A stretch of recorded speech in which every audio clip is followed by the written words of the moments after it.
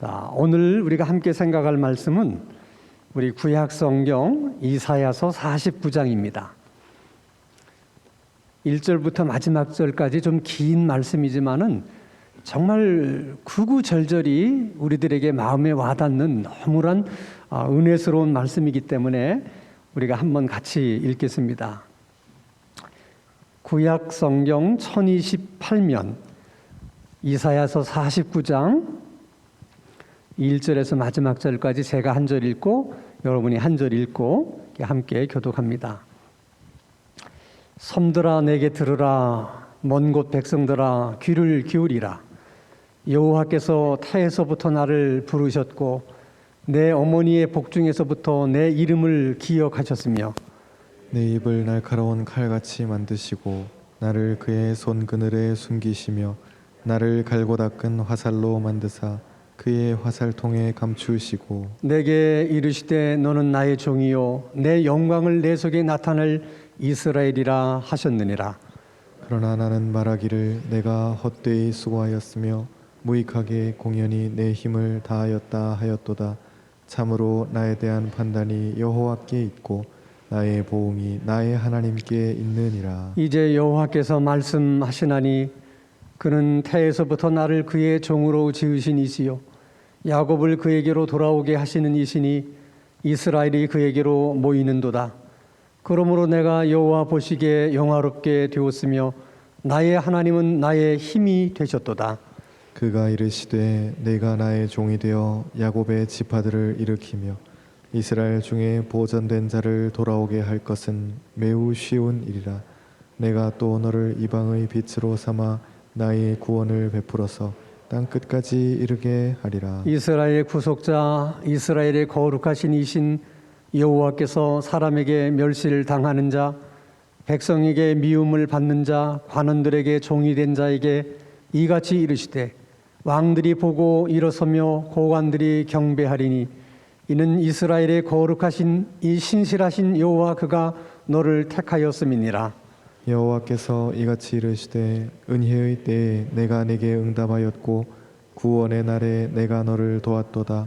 내가 장차 너를 보호하여 너를 백성의 언약으로 삼으며 나라를 일으켜 그들에게 그 황무하였던 땅을 기업으로 상속하게 하리라. 내가 잡혀있는 자에게 이르기를 나오라 하며 흑암에 있는 자에게 나타나라 하리라.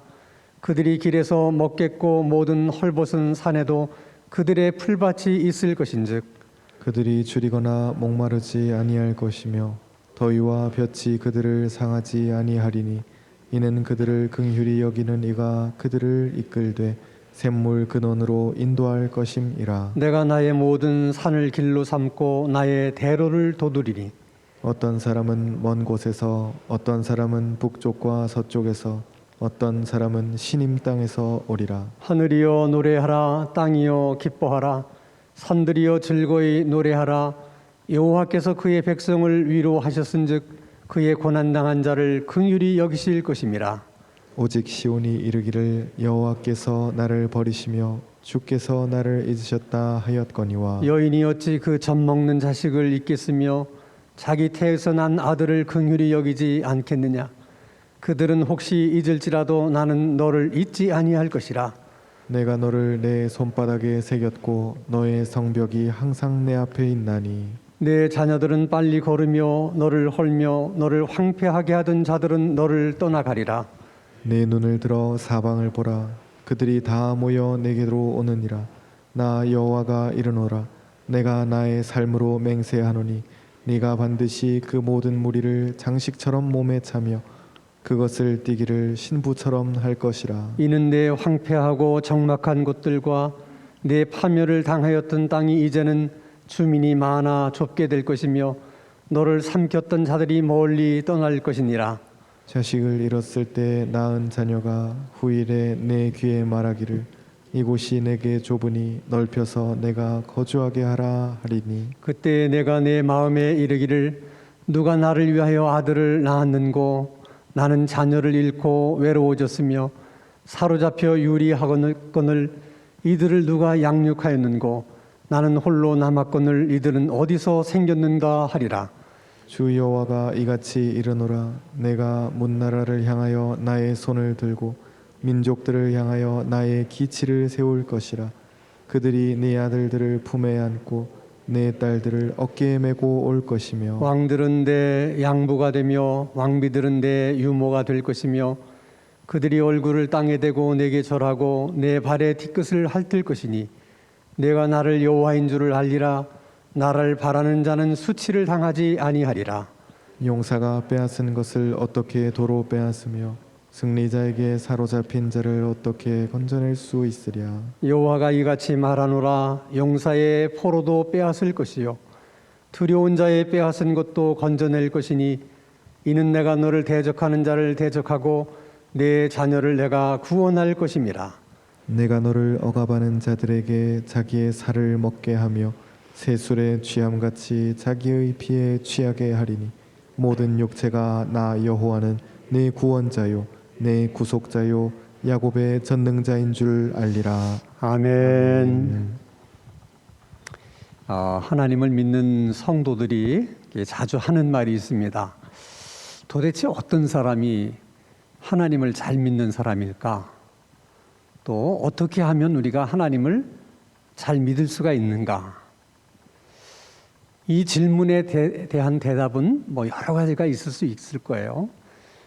그러나 가장 정확하고 확실한 대답은 하나님 말씀에 순종하는 길이 하나님을 가장 잘 믿을 수 있는 길이고 하나님 말씀에 잘 순종하는 사람이 하나님을 잘 믿는 사람이다. 그렇게 말할 수가 있습니다. 자, 예를 들면 하나님께서 A라고 하는 길로 가라. 근데 왜 우리는 하나님이 말씀하신 A라는 길로 가지 않고 B라고 하는 길로 가는가? 이유는 간단해요. 우리 생각에는 A라고 하는 길보다는 B라는 길이 더 옳은 길인 것 같고 더 좋은 길인 것 같고 더 잘 되는 길인 것 같아서 B로 가는 겁니다. 만약에 하나님께서 우리를 보고 나를 보고 이 A라고 하는 길로 가라. 그랬을 때 정말 옆에 B라는 길도 있고 C라는 길도 있지만은 하나님이 내게 가라고 하는 이 길이 정말 옳은 길이고 잘 되는 길이고 정말 좋은 길이라는 확신이 있다면 왜 우리가 굳이 A가 아닌 다른 길을 가겠어요? 근데 우리들 생각에는 항상 하나님이 말씀하시는 것보다는 내가 생각하고 내가 판단한 것이 더 옳고 더 좋고 더 잘 될 것 같다는 생각을 하기 때문에 그렇게 하는 겁니다. 그것은 다시 말하면 하나님을 잘 몰라서 그러는 거예요, 우리가. 자, 예를 들면 하나님께서 요나를 보고 너는 니느웨 성에 가서 그 주민들을 회개하도록 메시지를 전해라. 그 말을 듣고 요나는 니느웨로 가지 않고 다시스로 갑니다. 또 하나님께서 사울 왕에게 말씀하시기를 네가 아멜렉과 싸워서 이기는 날 모든 것을 다 진멸하되 가축대들도 다 진멸하라. 이렇게 말씀을 하셨는데 사울 왕은 가축대들 중에서 최상품의 양들과 염소와 이런 소 같은 가축대들은 진멸하지 않고 살려뒀어요. 그래서 이제 사무엘 선지자가 가서 왜 하나님의 말씀대로 하지 않았느냐 그랬더니 이렇게 얘기를 하는 거예요. 내가 나를 위해서 그렇게 한 것이 아니고 우리가 늘 하나님 앞에 제사를 드리는데 제사를 드리기 위해서는 하나님 항상 흠이 없는 최상품의 가축을 요구하지 않으십니까? 근데 그런 가축을 사실 양 100마리 중에서 최상품의 양을 몇 마리나 얻을 수 있을 것 같아요. 그러니까 항상 하나님 앞에 제물로 드리는 그런 가축이 흔하지가 않은 거예요. 그래서 제가 하나님 앞에 제사를 드릴 때 제물로 사용하게 하려고 그래서 이것은 죽이지 않은 것입니다. 이렇게 얘기를 해요. 이게 사울 왕의 입장에서는 죽이라고 하는 하나님의 말씀보다도 이것은 살려둬서 하나님께 제사를 드릴 때 제물로 쓰면 이게 얼마나 좋겠느냐. 이게 더 나은 길이고 좋은 길이라고 생각을 한 것이죠.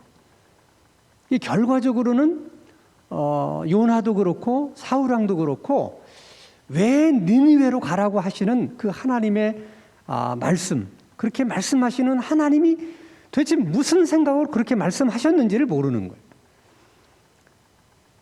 왜 모든 것을 다 진멸하라고 말씀하셨는지, 그렇게 말씀하시는 하나님이 어떤 마음을 가지고 어떤 생각으로 그렇게 말씀하셨는지를 사울왕은 몰랐던 거예요. 그것을 알았더라면 그렇게 하지 않았겠죠. 그러니까 여러분, 결국 신앙생활의 관건은 우리가 하나님을 얼마나 잘 아느냐, 거기에 있는 거예요. 근데 우리가 어떻게 하면 하나님을 잘 알 수 있습니까? 지난 수요일 저녁에도 우리가 말씀을 함께 나눴지만은 하나님은 우리 이성을 넘어서 계신 분이기 때문에 우리의 이성으로 연구하고 탐구하고 노력해서 하나님을 발견하거나 하나님에 대해서 알 수 있는 그런 하나님이 아니라는 거예요. 하나님이 우리에게 스스로를 보여주시고 계시해 주실 때만 우리가 하나님에 대해서 알 수가 있다. 하나님이 인간들에게 자기 자신을 계시하시는 방법이 두 가지가 있는데, 하나는 이 자연을 통해서 계시를 하세요. 자연 계시라고 그래요. 하나님께서 꽃을 만드셨잖아요. 그러니까 여러분, 이 꽃을 보면 이 꽃을 만드신 분이 누군가도 알아야 되는 거예요. 예를 들면 우리 교회도 이게 정림 건축 회사에서 건축을 한 거거든요.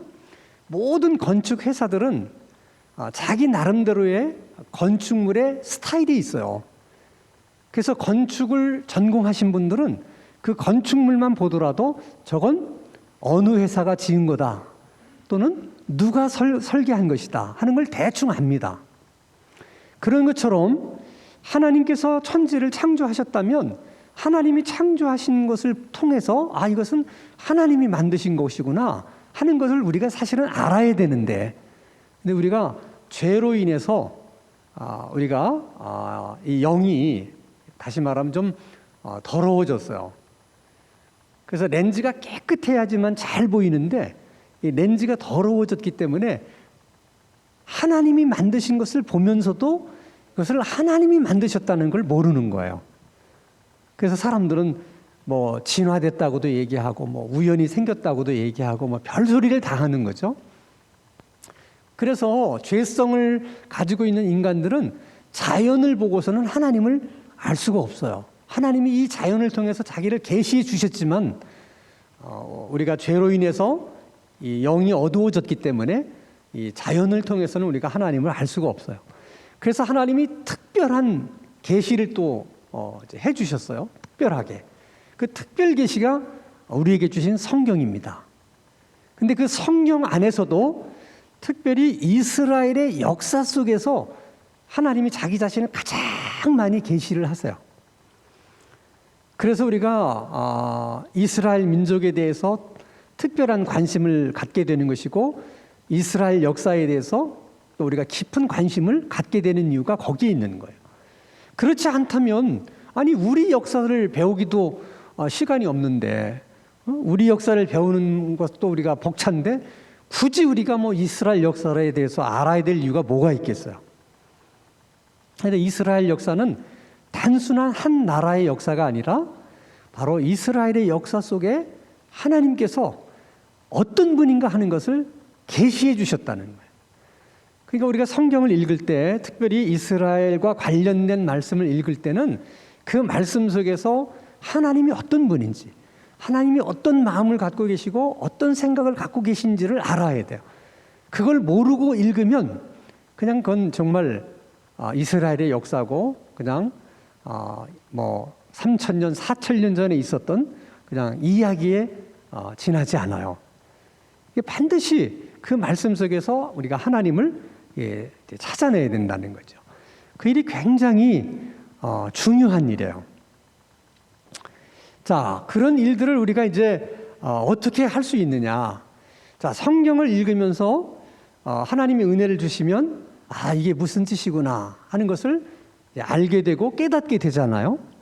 근데 이것이 그냥 성경을 읽으면서 내가 이게 알게 되고 깨닫게 되는 것도 있지만은 그 하나님의 말씀을 내가 알고 깨달았을 때 그것을 내 삶 속에서 그대로 한번 적용을 해보는 거예요. 예를 들면 하나님께서 우리들의 지은 죄가 많지만 하나님은 우리를 긍휼히 여기셔서 우리가 회개하고 잘못된 길에서 돌이킬 때는 우리를 용서해 주시는 하나님이시다. 자, 말씀을 통해서 우리가 하나님은 긍휼하신 하나님이구나.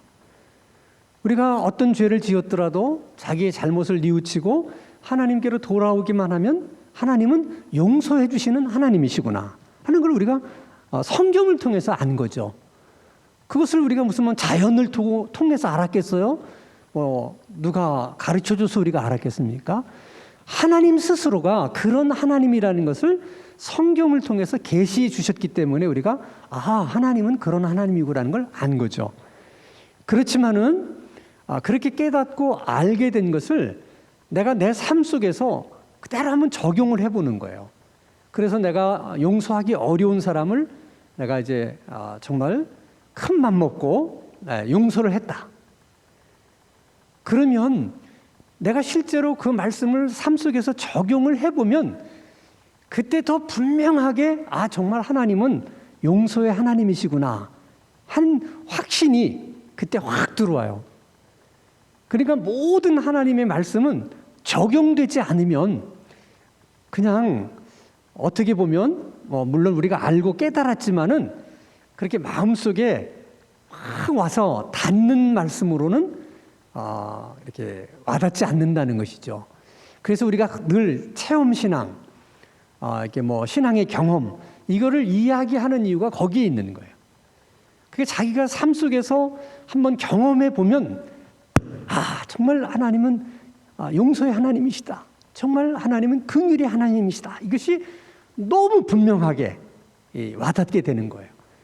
그래서 모든 여러분들이 듣고 배우고 이렇게 알게 된 말씀들, 깨닫게 된 말씀들은 꼭 삶에서 적용이라고 하는 과정을 걸쳐야만 하나님을 보다 분명하게 알게 된다는 거예요. 자, 그래서 로마서 8장 28절 말씀 우리가 즐겨 읽는 말씀 중이고 또 암송하는 말씀이죠. 한번 보겠습니다. 자, 우리가 알거니와 우리가 하나님을 사랑하는 자, 곧 그의 뜻대로 부르심을 입은 자들에게는 모든 것이 합력해서 선을 이룬다 하는 것을 사도 바울이 깨달았어요. 그러니까 하나님을 사랑하는 자, 또 하나님의 뜻에 따라서 부르심을 입은 우리들에게는 어떤 일이 있든 그게 좋은 일이든 나쁜 일이든 지금은 좋은 일처럼 보이고 지금은 또 나쁜 일인 것처럼 보일지라도 어떻든 상관없이 결과적으로는 우리에게 선한 일이 되게 하시고 우리에게 좋은 일이 되게 하시고 우리에게 유익한 일이 되게 하신다. 하나님이 그렇게 만드시는 하나님이시다 하는 거예요. 우리 하나님이 그렇게 하신다는 것이죠. 그래서 우리 삶은 두려움이 없는 거예요. 지금은 당장 내가 실패한 것 같을지라도 그러나 다 그 모든 것 내가 실패한 것까지라도 다 합력해서 결국은 내 신앙에 유익하게 만들어 주신다는 거예요. 하나님이. 또 한 가지 의미가 있어요. 결과적으로 내게 좋은 결과를 만들어 주신다는 의미도 있지만 이런저런 일들이 다 합력해서 결과적으로는 하나님이 어떤 분인가 하는 것을 하나님이 우리에게 계시해 주신다는 거예요. 가르쳐 주신다는 거예요. 그것이 우리가 기대했던 좋은 결과보다도 더 중요한 거예요. 모든 것을 합력하게 하셔서 하나님 자신이 누구신가를 우리에게 보여주시고 가르쳐 주신다는 거죠. 계시해 주신다는 거예요. 이게 놀라운 거예요. 자, 예를 들어서 욥을 한번 생각해 보세요. 자, 욥이 하루아침에 재산 다 날렸습니다. 하루아침에 자식들 다 죽었습니다.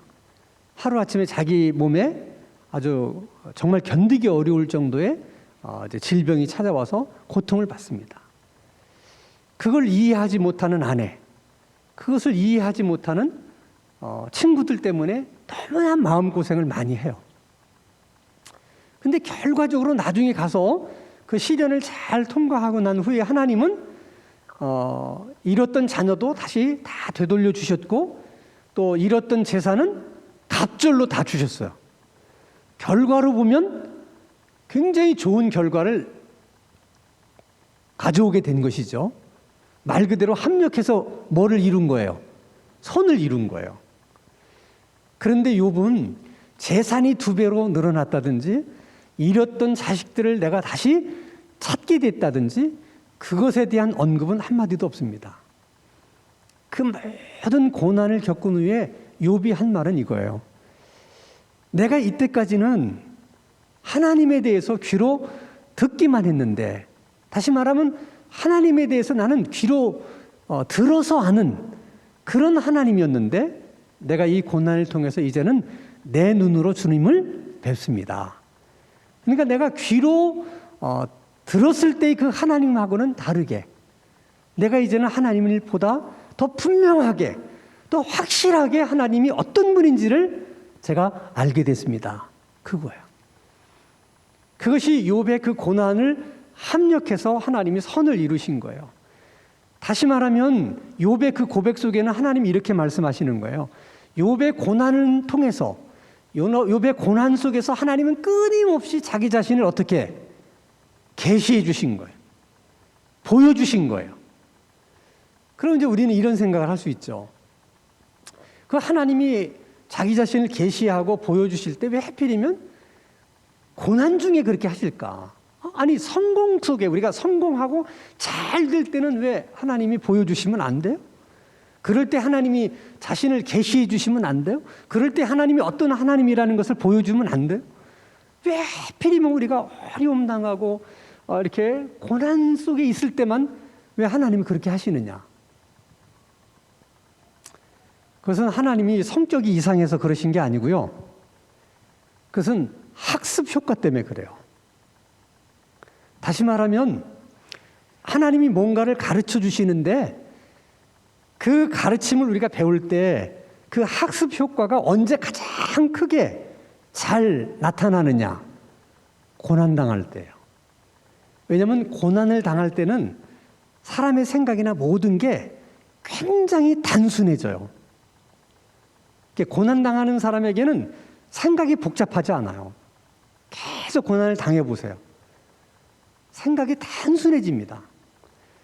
그렇기 때문에 그때 하나님이 뭔가를 보여주시면 그걸 확실히 배우게 되는 거예요. 그래서 하나님이 이 고난을 통해서 하나님이 자기 자신을 이렇게 많이 계시를 해주시는 거예요. 그래서 시편 기자도 그것을 깨달았기 때문에 뭐라고 고백하냐면 내게 고난당하는 것이 내게 유익이다, 이런 얘기를 해요. 이거는 경험해 보지 않은 사람은 이런 고백을 이해할 수가 없어요. 왜 고난당하는 것이 유익이냐? 보통 믿지 않는 사람들은 뭐 고진감래다 그런 의미로 해석을 하지만은 그런 뜻이 아니에요. 그 고난을 통해서 하나님이 어떤 분인가를 더 내가 많이 알게 됐고 더 깊이 알게 됐다는 거예요. 그것이 신앙생활의 관건이라는 거예요. 누가 하나님을 더 많이 아느냐, 누가 하나님을 더 깊이 아느냐, 그게 우리들의 신앙의 척도가 되는 거예요. 근데 하나님께서 주로 고난 가운데 자기를 계시해 주신다. 그러니까 우리가 인생을 살다가 어려운 일을 당할 때나 고난을 겪을 때 그 고난에 너무 집중하지 말고 이 고난을 통해서 하나님이 뭔가를 보여주시겠구나. 이 고난 속에서 하나님이 어떤 하나님인가를 나에게 가르쳐 주시려고 그러시는구나. 이런 생각을 가지고 그 고난 속에서 그걸 보고 배워야 돼. 근데 우리가 너무 지금 겪고 있는 고난, 그게 너무 고통스러워서 거기에 너무 집착해 있으면 학습 효과가 없어요. 그래서 그 고난 속에서 하나님이 어떤 분인가를 계속해서 계시해주고 보여주시고 막 이렇게 가르쳐주고 싶은데 우리가 배우지를 못하는 거예요. 그래서 항상 우리가 고난당할 때는 하나님이 어떤 분인가를 배울 수 있는 너무나 중요한 기회라는 거예요. 물론 우리가 잘 될 때, 성공할 때도 하나님에 대해서 배우는 것들이 있지만은 특별히 고난 중에 배우게 되는 하나님이 많은 거예요. 고난 중에. 그래서 대부분 주의 사역을 하시는 분들도 보면 다 한 번, 두 번은 어려움들이 다 있으세요. 그런 것을 통해서 하나님을 체험하게 되는 거거든요. 어쩔 수가 없는 거야. 왜냐하면 그게 학습 효과가 가장 크기 때문에 다른 때 하나님이 자기를 계시해 주는 것보다는 고난 속에서 계시를 해줘야 우리가 잘 깨닫게 되거든요. 자, 오늘 시편 49편이 이야기하려는 요지도 거기에 있는 거예요. 이스라엘 백성들이 역사상 가장 어려웠을 때 가장 소중한 것을 그들이 배우게 된다는 거예요. 자, 그러면 14절 말씀을 한번 보십시다. 자, 오직 시온이 이르기를, 여기서 시온은 예루살렘을 가리키는 것인데 이것은 이스라엘 백성들을 얘기하는 거예요. 특별히 바벨론의 포로로 잡혀와 있는 이스라엘 백성들을 빗대서 하는 얘기입니다. 오직 시온이 이르기를 여호와께서 나를 버리시며 주께서 나를 잊으셨다 하였거니. 그러니까 지금 바벨론 포로로 와서 살고 있는 많은 이스라엘 백성들이 뭐라고 얘기해요? 하나님이 우리를 버리셨다. 또 하나는 하나님이 우리를 잊으셨다. 그렇게 말한다는 거야. 그럼 왜 그들이 그런 말을 하게 됐느냐? 전에도 제가 말씀을 드렸지만 그들이 처음 바벨론 포로로 잡혀갔을 때는 굉장히 혼란스러웠어요. 왜 하나님의 백성들이 이렇게 포로로 끌려와야 되는가? 어떻게 만군의 여호와 하나님의 성전이 저렇게 파괴될 수 있는가? 혼란스러웠어요. 나중에 깨닫게 됐어요. 그것은 바벨론의 신이 자기들이 믿는 여호와 하나님보다 강하기 때문이 아니라 자기들이 우상 숭배를 하고 하나님의 말씀에 불순종을 했기 때문에 그 죄값을 우리가 이렇게 하나님의 징벌로 우리가 받고 있는 것이나 하는 걸 깨달았어요. 자, 그 고난 중에서 그런 깨달음을 얻게 됐다는 것은 굉장히 소중한 거죠. 그럼 여러분들이 만약에 그렇게 바벨론 포로로 잡혀가서 막 고난 중에 그것을 깨달았다고 한번 가정을 해보십시다. 그럼 여러분이 그것을 깨닫는 순간 여러분들은 어떻게 하셨을 것 같아요? 어떻게 하셨을 것 같습니까? 자, 깨달았어요. 우리가 하나님 말씀에 불순종하고 우상 숭배를 했기 때문에 우리가 이런 꼴을 당하는구나 하는 걸 깨닫게 됐어요. 그럼 그 다음에 여러분 어떻게 하실 것 같습니까? 그렇죠. 회개하죠. 그들이 회개한 거예요. 잘못했습니다. 다시는 그렇게 하지 않겠습니다. 그렇게 회개를 하는 기도를 하고 그 다음에 또 무슨 기도를 하겠어요? 여러분들이 포로라고 생각하고 한번 생각해봐요. 회개를 하는 기도 다음에 무슨 기도 하겠어요? 그렇죠. 이제 하나님 우리를 다시 예루살렘 땅으로 돌아가게 해주십시오 하는 간구를 하는 거예요. 근데 그들이 정말 통회를 했어요. 정말 진심으로. 이스라엘 역사 가운데 그때처럼 정말 절실하게 회개해 본 적이 없어. 그는 포로 그런 생활이라는 삶 속에서 그들이 진심 어린 회개를 한 거예요. 철저하게 회개를 했어요. 그리고 간구하는 거예요. 하나님, 다시는 우리가 똑같은 죄를 반복하지 않겠습니다. 그러니 우리 죄를 용서하시고 우리를 예루살렘으로 돌아가게 해 주십시오 하고 기도했더니 마음속에 어떤 생각이 들었을 것 같아요?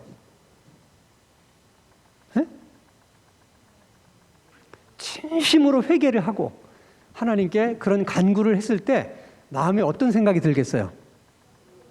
그렇지, 하나님이 그렇게 해주실 것이다. 그런 확신이 들은 거예요. 그래서 기다리는 거예요. 하나님이 반드시 그렇게 하실 것이다. 기다리는데 안 오는 거예요. 점점 바벨론이 더 강대해지는 거예요.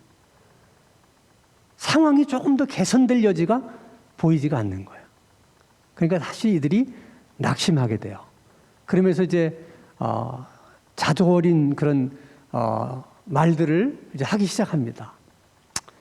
다 우리가 잘못해서 이렇게 된 것을 누구를 탓할 수 있겠냐? 우리가 다 우상 숭배를 하고 하나님 말씀에 불순종해서 이런 고난을 겪는 것을 우리가 누구를 원망할 수 있겠느냐? 우리가 하나님 앞에 용서해달라고 간구했지만 사실 뭐 이렇게 쉽게 용서받을 수 있는 죄냐? 우리가 해도 너무 하지 않았냐? 사실 우리가 하나님께 용서를 구했지만 뭐 하나님이 용서를 뭐 안 해준다 하더라도 우리가 그 하나님에 대해서 뭐라고 우리가 원망할 수 있겠느냐? 우리가 한 짓이 너무 큰데 그런 생각들을 하는 거예요. 그래서 하나님이 우리를 예루살렘으로 다시 돌아가게 하지 않고 여기서 그냥 평생 살다가 죽어라, 그렇게 말씀하신다고 한들 우리가 무슨 할 말이 있겠느냐? 하나님 앞에. 이제 하나님이 완전히 우리들에 대해서 아예 그냥 잊어버린다 하신다라도 그래도 우리가 뭐 하나님에 대해서 뭐라고 할 말이 있겠느냐? 우리는 할 말이 없다. 그러는 거예요. 그거를 그들이 그렇게 말하는 소리를 하나님이 다 듣고 계신 거예요. 들으시면서 하나님은 어떤 생각을 하세요? 그게 아닌데. 응? 나 하나님은 너희들이 지금 생각하는 것처럼, 너희들이 말하는 것처럼 그런 하나님이 아니다. 그걸 말하고 싶은 거예요. 하나님이. 너무 이스라엘 백성들의 그 말을 들으면서 너무 마음이 답답하고 터질 것 같은 거예요. 하나님이.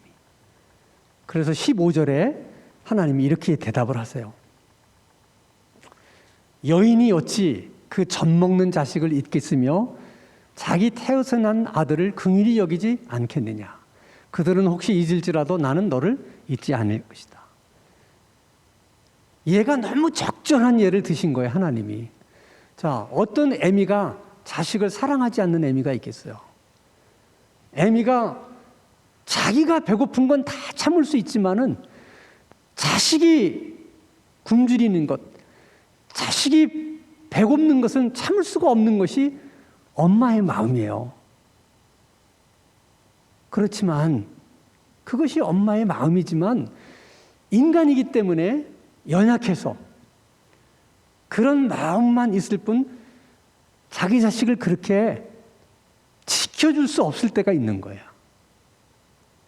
예를 들면 이제 우리가 이제 뭐 여러 가지 가정이 어려워서 삶이 어려워서 이제 입양들을 보내잖아요. 외국에. 그래서 뭐 또 입양 간 그 아이들이 엄마를 찾겠다고 아빠를 찾겠다고 그래서 막 수소문을 해서 만나는 그런 장면들이 이제 TV에 나오는데 이제 어떤 경우에는 이제 이런 장면이 있었어요.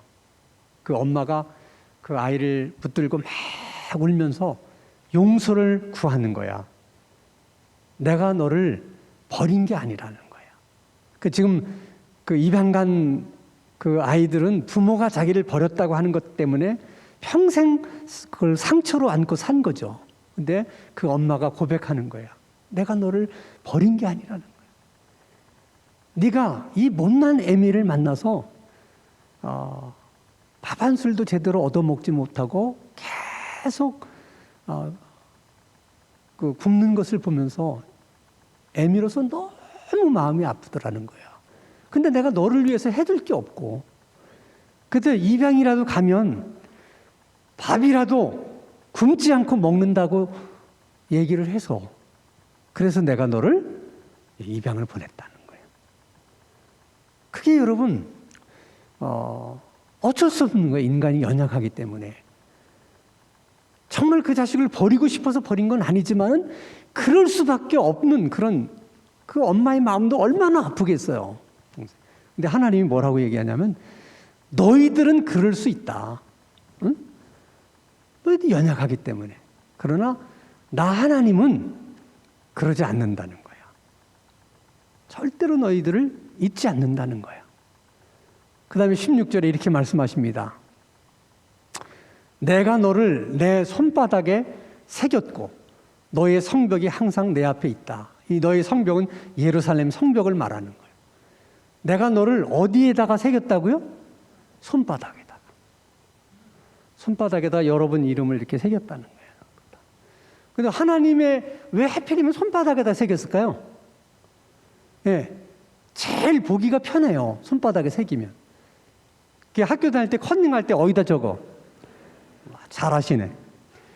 손바닥에다 적잖아요. 이게 컨닝할 때도 이게 편하거든요. 여기다가 하나님이 늘 우리를 잊지 않으려고 여기다 적어놨는데 사인펜으로 적은 것이 아니고 아예 새겼다는 말은 문신을 했다는 거예요. 지워지지 않도록. 그리고 매일처럼 하나님이 우리를 보고 계신다는 거예요. 그런 하나님이 오늘 기도하러 나오신 여러분들은 안 보고 계시겠어요? 다 보고 계신 거예요. 그러니까 하나님께서 우리를 잊지 않으시려고 자기 손바닥에다가 다 새겨놓고 늘 보시는 거예요. 늘 보시는 거예요, 우리들을. 하나님이 그렇게 말씀하시면 우리가 아멘 믿으셔야 돼. 하나님이 그렇게 말씀하시잖아. 손바닥에 새겨서 내가 너희들을 매일 잊지 않고 내가 너희들을 보고 있다는 거야. 우리가 고난 중에 있을지라도, 그들이 포로 생활 속에 있을지라도 하나님이 너희들을 잊은 것이 아니라는 거야. 아멘. 그러니까 하나님이 우리를 이렇게 잊지 않으신다면 우리도 어떻게 해야 돼? 그 하나님을 잊지 않아야 돼. 하나님께서 우리들을 자기 손에 새긴 것처럼 우리도 하나님을 잊지 않기 위해서 우리 마음판에 하나님을 새겨놓고 순간순간 하나님을 우리도 기억해야 돼. 그러면 여러분, 우리 삶에 무슨 두려움이 있겠어요? 혹시라도 여러분들이 지금 어떤 일로 인해서 어려움을 겪고 있다고 그러면 오늘 말씀을 꼭 마음속에 좀 이렇게 담을 수 있기를 바랍니다. 여러분들이 고통 중에 있을지라도 하나님은 여러분을 하나님의 손바닥에 기록하고 지금 고통받고 있는 우리를, 여러분을 하나님이 다 지켜보고 계신다는 거. 잊은 것이 아니라는 거야. 그리고 오히려 그런 것을 통해서 하나님이 어떤 하나님이신지를 보여주고 싶어 하시고, 그런 어려운 과정을 통해서 하나님에 대해서 네가 좀 더 알게 되기를 원하고 네가 더 많이 깨닫게 되기를 원한다고 하는 것이 하나님의 마음이세요. 그래서 오늘 특별히 우리가 기도할 때 한 3가지 기도 제목을 가지고 기도했으면 좋겠어요. 서두에도 말씀드린 것처럼 하나님, 저는 참 부족하고 연약합니다. 제가 늘 하나님 앞에 기도의 달을 쌓고 기도하는데 나름대로 열심히는 있지만 그래도 부족합니다. 하나님, 누군가가 기도할 때마다 나를 잊지 않고 나를 위해서 기도할 수 있는 사람, 그런 사람들을 좀 하나님 세워주시기를 바랍니다. 꼭 여러분 그 기도를 하실 수 있기를 바랍니다. 혹시 우리가 지금 고난을 겪든 또 살아가다가 어떤 고난이 찾아왔을 때, 이것은 하나님이 우리에게 고난 속에서 자기를 계시해 주시는 기회구나, 그렇게 여기고 하나님에 대해서 더 많이 배우고 알 수 있는 기회 되게 해주셔서 그것이 우리의 믿음이 되고 그 믿음이 자라서 우리가 큰 믿음 가질 수 있는 것이니까 그럴 수 있게 해달라고 또 여러분 기도하시기를 바라고, 하나님이 우리를 잊지 않으신다는 그 말씀을 저희들은 믿습니다. 하나님이 저희들을 잊지 않으시는 것처럼 저도 하나님을 잊지 않기를 원합니다. 하나님 순간순간 하나님 잊지 않고 살아갈 수 있도록 은혜를 주시옵소서. 그렇게 여러분들이 기도할 수 있게 되기를 바랍니다.